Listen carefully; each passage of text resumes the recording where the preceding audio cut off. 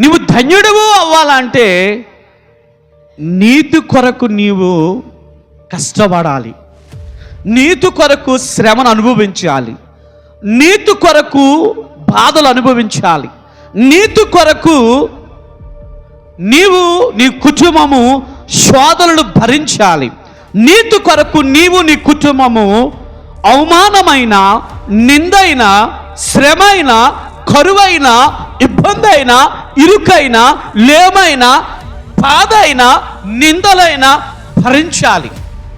ఎప్పుడైతే నీవు నీతి కొరకు భరిస్తావో నీ భరింపుని దేవుడు చూస్తాడు, నీ సహింపుని దేవుడు చూస్తాడు.